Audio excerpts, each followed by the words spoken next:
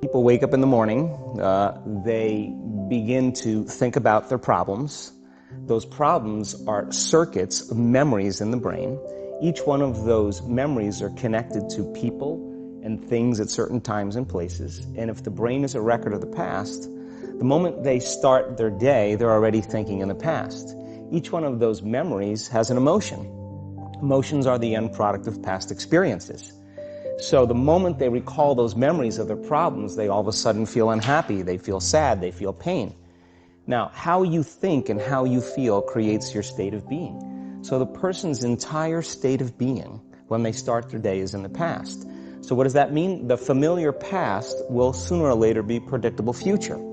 So if you believe that your thoughts have something to do with your destiny, and you can't think greater than how you feel, or feelings have become the means of thinking, by very definition of emotions, you're thinking in the past. And for the most part, you're going to keep creating the same life. So then people grab their cell phone, they check their WhatsApp, they check their text, they check their emails, they check Facebook, they take a picture of their feet, they post it on Facebook, they tweet something, they do Instagram, they check the news, and now they feel really connected to everything that's known in their life. And then they go through a series of routine behaviors.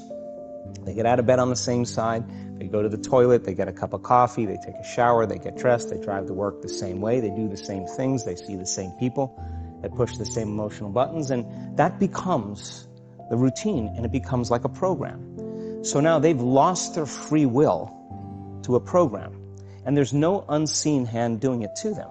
So when it comes time to change, the redundancy of that cycle becomes a subconscious program. So now 95% of who we are by the time we're 35 years old is a memorized set of behaviors, emotional reactions, unconscious habits, hardwired attitudes, beliefs, and perceptions that function like a computer program. So then a person can say with their 5% of their conscious mind, I want to be healthy, I want to be happy, I want to be free.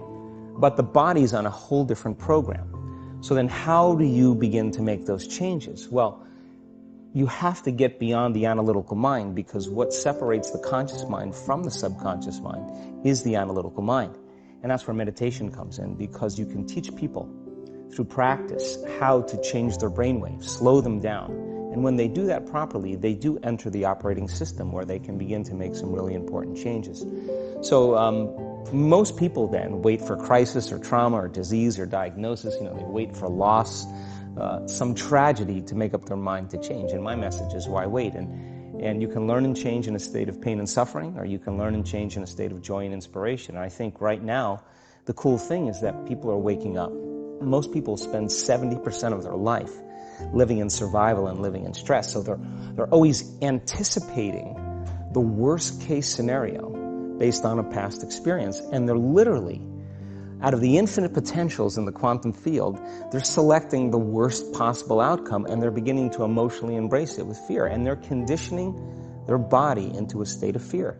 Do that enough times, body has a panic attack without you. You can't even predict it because it's programmed subconsciously. So people become addicted to the rush of those emotions, and they use the problems and conditions in their life to reaffirm their limitation, so at least they can feel something. So now when it comes time to change, you say to the person, why are you this way? Well, every time they recall the event, they're producing the same chemistry in their brain and body as if the event is occurring, firing and wiring the same circuits and sending the same emotional signature to the body. Well, what's the relevance behind that? Well, your body is your unconscious mind. In a sense, if you're sitting down and you start thinking about some future worst-case scenario that you're conjuring up in your mind, and you begin to feel the emotion of that event, your body doesn't know the difference between the event that's taking place in your world, outer world, and what you're creating by emotion or thought alone. So most people then, they're constantly reaffirming their emotional states. So when it comes time to give up that emotion, they can say, I really want to do it, but really the body is stronger than the mind because it's been conditioned that way. So the servant now has become the master. And the person all of a sudden, once they step into that unknown, they'd rather feel guilt and suffering because at least they can predict it. Being in the unknown is a scary place for most people because the unknown is uncertain.